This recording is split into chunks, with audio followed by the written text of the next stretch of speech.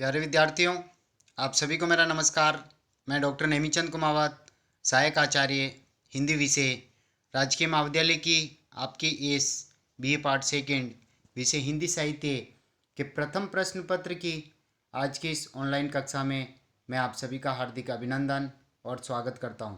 प्यारे विद्यार्थियों, जो पिछली ऑनलाइन कक्षाएं हुई थी जिसमें हमने आपकी जो पाठ्य पुस्तक है रीतिकालीन काव्य संग्रह या रीतिकालीन काव्य के नाम से ये पुस्तक है, जिसमें रीतिकाल के कवियों से संबंधित 8 कवियों की कविताओं का संकलन है।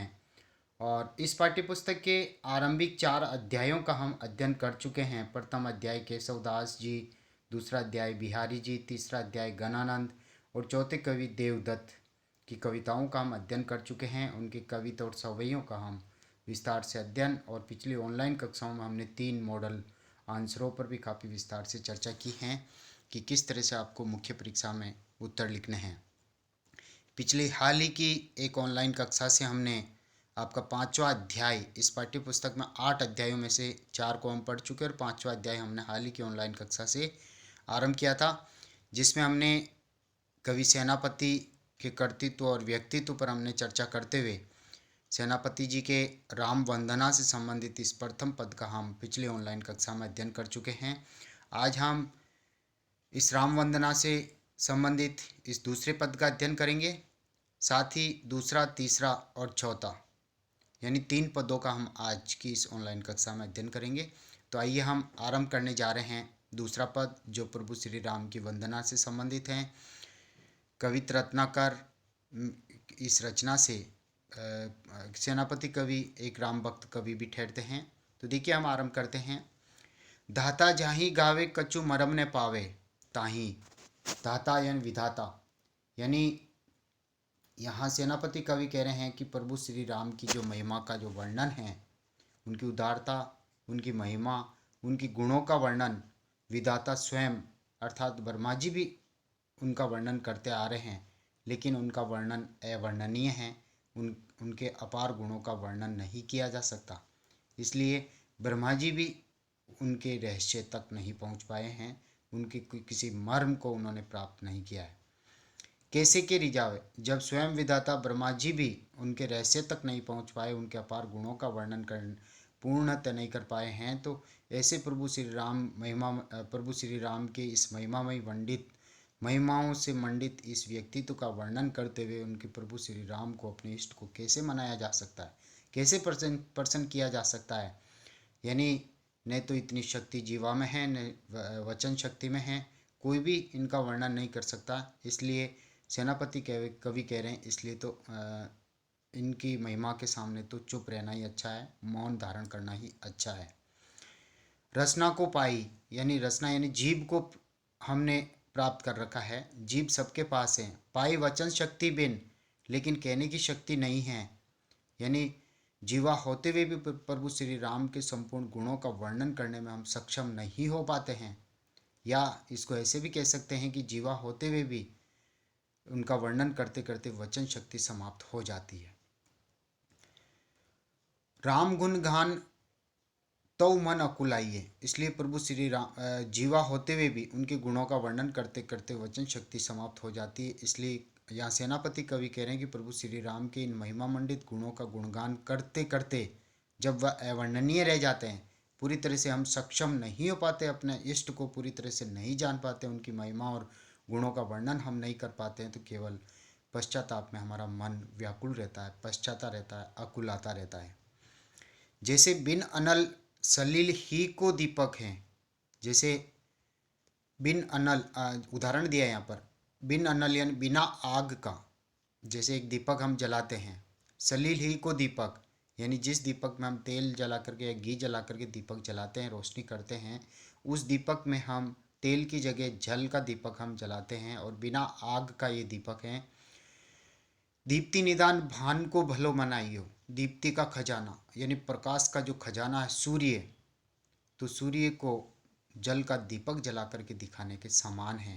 कहने का तात्पर्य कि प्रभु श्री राम की महिमा का वर्णन करना वैसा ही है जैसा जल का दीपक जला करके सूर्य को प्रसन्न किया जाए।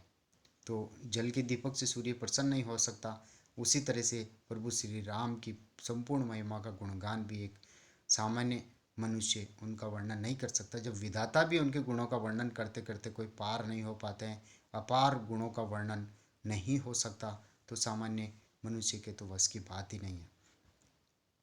तो भानयन सूर्य दीप्ति निदानयन, दीप्ति का खजाना भानयन सूर्य को भलो मनाइयो, अर्थात जल का दीपक जला करके जिस तरह से सूर्य को नहीं मनाया जा सकता, उसी तरह से हम अपने सामान्य ज्ञान का उपयोग करते हुए प्रभु श्री राम की महिमा का हम वर्णन नहीं कर सकते। प्रभु श्री राम को मनाना कठिन है, प्रसन्न करना कठिन है। ऐसे थोड़ी उक्ति जुक्ति करी सेनापति, थोड़ी थोड़ी यानी थोड़ा सा, उक्तियन कथन, जुक्तियन उपाय, यानी प्रभु श्री राम की महिमा का गुणगान करने के लिए थोड़ा सा उपाय सेनापति कवि ने किया है। राजा राम तीनी लोक तिलक रिझाइयो, यानी अपने छोटे छोटे कविताओं और छवैयों और छोटे छोटे कथनों का उपयोग करते हुए या काव्य में उनकी हल्की सी चर्चा करते हुए प्रभु श्री राम को मनाने का प्रयास सेनापति कवि ने किया है। तो राजा राम तीनी लोक तिलक रिझाइयो, अर्थात जो तीनों लोकों के स्वामी है, तीनों लोकों की जो शोभा है, उन प्रभु को, उन इष्ट देव को, प्रभु श्री राम को मनाने की कविता की पंक्तियों के माध्यम से सेनापति कवि ने चेष्टा की है, एक प्रयास, एक प्रयत्न मात्र किया है। इसलिए अंततः यही निष्कर्ष निकलता है कि प्रभु श्री राम की महिमा और उनकी उदारता, उनके अपार गुण अवर्णनीय हैं, उनका वर्णन नहीं हो सकता, उनके अपार गुण हैं। तो यहाँ प्रभु श्री राम के प्रति भक्ति भावना व्यक्त करते हुए आस्था, श्रद्धा, उनकी उदारता और महानता पर लेखक ने अपनी अभिव्यक्ति दी, अपने हृदय की भावनाओं को इस पद में अभिव्यक्त किया है।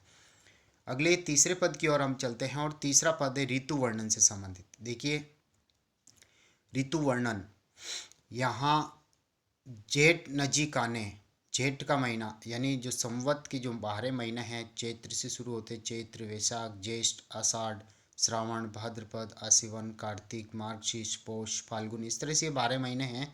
तो ज्येष्ठ के महीने में सूर्य यानी आकाश मार्ग से एक तरह से अंगारे बरसते हैं, यानी सूर्य की तेज गर्मी पूरे संसार में व्याप्त हो जाती है। तो जब जेठ का महीना नज़दीक आता है तो हर मनुष्य, संसार का हर प्राणी सूर्य की उस तेज गर्मी से बचने के उपाय ढूंढता है कि कैसे करके इन गर्मी के दिनों को हम बिता दें।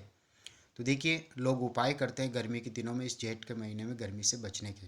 तो उसी की अभिव्यक्ति यहाँ कवि ने की है कि जेठ नजीक आने, यानी जेठ का महीना नज़दीक आते ही, ज्येष्ठ का महीना नज़दीक आते ही, पास आते ही, सुधृत खस खाने तल, सुधृत यानी मरम्मत करते हैं, खस खाने यानी खस की टाटियाँ जो शीतलता प्रदान करती है, सूर्य की गर्मी से वो बचाती हैं। खस खाने, खस खाने एक तरह से खस यानी खस की टाटियों, तल यानी एक तरह से फर्श आदि की हम साफ सफाई करते हैं। ताक तहखाने, ताक वगैरह, तहखाने यानी जो जहाँ सामग्री वगैरह रखी हुई है उन सभी की भंडारों की हम साफ़ सफाइयाँ करते हैं। सुधारी यानी उनकी मरम्मत करते हैं, जारियत यानी झाड़ पोंछ करते हैं, उनकी साफ़ सफाई करते हैं, यानी गंदगी को दूर करते हैं। तो जहाँ साफ़ सफाई रहेगी वहाँ पर सूर्य की तेज़ गर्मी नहीं पड़ सकती, एक तरह से ऐसा कहा जाता है। ये सूर्य की गर्मी से बचने का उपाय है। होती है मरम्मति विविध जल जंत्रन की, होती है मरम्मति यानी कहने का तात्पर्य जो शीतलता प्रदान करने वाले जो इलेक्ट्रॉनिक जो उपकरण हैं, यानी बिजली से चलने वाले उपकरण जैसे कूलर हैं, फ्रिज हैं, एसी हैं, तो इन सभी की हम मरम्मत करते हैं। सर्दी की ऋतु में इन सबको हम बंद कर देते हैं और गर्मी के मौसम आते ही, ज्येष्ठ का महीना नज़दीक आते ही हम इन सभी की एक तरह से मरम्मत करते हुए इन्हें वापस यथास्थान हम लगाते हैं, ताकि हमें इन गर्मी के महीनों को बिताने में असुविधा न हो। ऊंचे ऊंचे अटा यानी महल, यानी जो अपने महल है, घर है, भवन है, तो ऊंची ऊंची जो अटालिकाएं हैं। सुधा सुधारियत, सुधा एक तरह से चूने से इनकी पुताई की जाती है, सफ़ेद रंग, चूना जो होता है एक तरह से वो सूर्य की तेज गर्मी से हमें शीतलता प्रदान करता है। तो इन मकानों की, ताक तहखानों की सबकी मरम्मत होती है, चूने से मकानों को पोता जाता है। सुधारियत एक तरह से अमृत के समान ये जो चूने के पत्थर हैं ये हमें शीतलता प्रदान करते हैं। सेनापति अतर गुलाब अर्गजा साजी, सेनापति कवि यहाँ कह रहे हैं कि ज्येष्ठ का महीना नज़दीक आते ही लोग इत्रों का प्रयोग करते हैं जिनसे कम गर्मी लगती है। गुलाब जल, अर्गजा चंदन, यानी इन सभी का उपयोग करते हैं, इन सभी को सुसज्जित करते हुए इनको रखते हैं ताकि ज्येष्ठ का महीना नज़दीक आते ही और या गर्मी आरंभ होते ही हम शीतलता प्रदान करने वाले इन तत्वों का हम आसानी से उपयोग करके सूर्य की इस गर्मी से बचा जा सकता है। तो संसार में किस तरह से इन गर्मी की ऋतु के इन दिनों को लोग बिताते हैं और इसके लिए क्या क्या उपाय करते हैं, उसी का वर्णन इस पूरे पद में है। सार तार हार मोल ले ले धारियत है। सार सार का तात्पर्य शीतलता प्रदान करने वाले जो पदार्थ हैं जिनको शरीर पे हम उपयोग में लेते हैं, वस्त्रों पर उपयोग में लेते हैं या शरीर पे आभूषणों के रूप में धारण करते हैं, जैसे तार हार मोल्य, यानी ऐसे हार, कीमती हार जो शीतलता प्रदान करते हैं, जो मोतियों से बने हुए हैं, उनको हम धारण करते हैं। ग्रीष्म के बासर बराइवे को, यानी ग्रीष्म ऋतु के बासर यानी इन दिनों को बराइवे यानी बिताने के लिए सिरे सब अर्थात सब शीतल उपचार हम करते हैं। यानी एक तरह से जो यांत्रिक उपकरण हैं, कूलर, पंखे, एसी, इन सभी की मरम्मत करते हैं, ताक तहखानों की साफ़ सफाई करते हैं, जहाँ एक तरह से कबाड़ वगैरह जो पड़ा होता है उन सभी की साफ़ सफाई हम करते हैं ताकि सूर्य की यानी ग्रीष्म ज्येष्ठ की ऋतु के ये जो महीने आते हैं, ग्रीष्म ऋतु के जो ये महीना आते हैं, इन महीनों में सूर्य की तेज धूप से बचा जा सकता है। चंदन आदि, गुलाब जल आदि शीतल पदार्थों का हम उपयोग करते हैं, इत्र, सुगंधित पदार्थ आदि। अंतिम पंक्ति है यहाँ पर, राजभोग काज काज साज यों संभारियत हैं, संहारियत हूँ। एक देखिए, राजभोग, राजभोग का तात्पर्य यहाँ पर राजकीय वैभव जैसा सुख प्राप्त करने के लिए सभी शीतलता प्रदान करने वाले सभी साजो सामान को हम संभालते हैं, सुरक्षित रखते हैं ताकि इन गर्मी के दिनों को आसानी से बिताया जा सकते हैं। गर्मी गर्मी यानी सूर्य की जो तेज किरणें हैं जिससे मनुष्य व्याकुल हो जाता है, अत्यधिक गर्मी से वो बचने के उपाय फिर सोचने लगता है और संसार के इसी व्यावहारिकता पर व्यावहारिक जो कार्य किए जाते हैं, गर्मी की ऋतु में जो उपाय किए जाते हैं तेज गर्मी से बचने के लिए, उसी की अभिव्यक्ति कवि ने यहाँ पर रोचक ढंग से की है। अगले पद की ओर हम आगे बढ़ते हैं और अगला पद ये आपके सामने है। वर्षा ऋतु का चित्रण इस पूरे पद में कवि ने किया है। एक वियोगिनी स्त्री जो सावन के महीने के संदर्भ में अपनी सखी से कहती है कि इस मादक वातावरण में, इस सावन के इस मन भावन इस महीने में मेरे मन को भाने वाले प्रीतम ने आने के लिए कहा था, लेकिन वो न आकर के मेरी वियोग वेदना में मुझे तड़फा रहे हैं। तो देखिए, दामिनी दमक यानी आकाश में बिजलियाँ चमकती है, दामिनी यानी बिजली, दमक यानी चमकना, सूर्यचाप की चमक और आकाश में इंद्रधनुष तन जाता है, उसकी सुंदरता का सौंदर्य भी आकाश में देखा जा सकता है। श्याम घटा की झमक और काली काली घटाएं आकाश में आग करके उमड़ घुमड़ करके यानी एक तरह से छा जाती है। अति घोर घनघोरते और भयंकर गर्जना करते हुए काली काली घटाएं आकाश में छा जाती है, उनमें बिजलियां चमकती हैं और इंद्रधनुष का सुंदर सौंदर्य भी हमें देखने को मिलता है। तो अत्यंत मादक और सरस वातावरण बन जाता है और इस सरस वातावरण का आनंद लेते हैं प्रकृति के उपादान, प्रकृति के पशु पक्षी। देखिए, कोकिला, कलापी, कल कुंजत है जित तित, यानी यहाँ वहाँ जहाँ तक हमारी नज़र जाती है हम आवाज़ सुनते हैं तो कोयल, मोर, पपैया आदि सभी इस सरस वातावरण में वो बोलते हैं, अपनी मधुर आवाज़ से चारों ओर के वातावरण को गुंजायमान कर देते हैं, मधुर गाते हैं, मधुर आवाज़ में वो जैसे गाते हैं, गुणगान करते हैं इस मादक वातावरण का। तो कोकिला यानी कोयल, कलापी यानी मोर, कल यानी मधुर, कुंजत यानी गीत गाते हैं, जित तित यानी यहाँ वहाँ, सीकरते शीतल समीर की झकोरते। और ग्रीष्म ऋतु में जिस तरह से गर्म हवाएं चलती है, लुएं चलती है, लेकिन जब वर्षा की बूंदें गिरती हैं तो वर्षा की बूंदों का आभास पा करके, स्पर्श पा करके हवा भी शीतल और ठंडी हो जाती है और वो जब अपने शरीर को स्पर्श करती है तो हृदय को एकदम से शीतलता और शांति मिलती है। तो सीकरते यानी बूंदों का, शीतल यानी बूंद, ठंडी ठंडी बूंदों का स्पर्श पा करके समीरते जगदोर दे, और समीर के झोंके भी आते हैं और उससे वो हमारे शरीर को वो ठंडी हवा स्पर्श करती है तो बहुत आनंद मिलता है, हृदय को शांति मिलती है। सेनापति आवन कइयो है मन भावन सु। सेनापति यहाँ कह रहे हैं कि वे वियोगिनी स्त्री जो अपनी सखी से कह रही है कि ऐसे मादक वातावरण में मेरे प्रिय ने आने के लिए कहा था कि सावन के महीने में मैं तुमसे मिलने के लिए आऊँगा।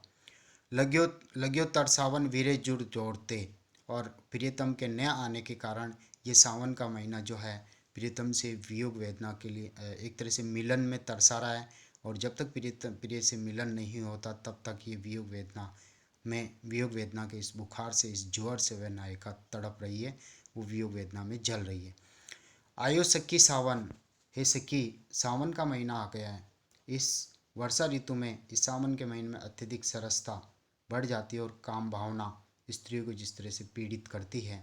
मदन सरसावन, मदन यानी कामदेव, कामदेव की सरसता एक तरह से बढ़ गई है और प्रियतम से मिलन की उत्सुकता उस नायिका में बढ़ जाती है और प्रियतम के न आने से उसकी वियोग वेदना उसे जलाती है, तड़पाती है। तो यहाँ नायिका की व्याकुलता, वेदना, उत्सुकता आदि का यहाँ चित्रण है। लग्यो है बरसावन सलील चौ ओर थे, हे सखी ये मन भावन जो सावन का महीना आया है, ये चारों ओर से एक तरह से सावन की झड़ी इसने लगा दी है, लगातार वर्षा हो रही है। बरसावन सलील चौ ओर से अर्थात चारों ओर से ये जल की वर्षा कर रहा है। एक तरह से इस ऋतु में सरसता बढ़ गई है, काम भावना स्त्री को पीड़ित करती है और उनकी वियोग वेदना प्रियतम के न आने के कारण अत्यधिक उनको सताती है और वियोग वेदना में वह नायिकाएँ एक तरह से अत्यधिक पीड़ित होती है। उन्हें अत्यधिक इस सावन के महीने में अत्यधिक वो कष्टकारक लगता है। तो प्यारे विद्यार्थियों, आज हमने दूसरे, तीसरे और चौथे पद का हमने अध्ययन किया। राम वंदना से संबंधित 2 पद थे और ये एक तरह से ऋतु वर्णन से संबंधित इन 2 पदों का हमने अध्ययन किया। तो आज की इस ऑनलाइन कक्षा में हमने 3 पदों का अध्ययन किया है। अगली जो ऑनलाइन कक्षा होगी उस कक्षा में हम 5वें, 6ठे और 7वें पद का हम अध्ययन करेंगे जो श्लेष वर्णन से संबंधित है। तब तक के लिए आपको धन्यवाद। जय हिंद, जय भारत। Thank you.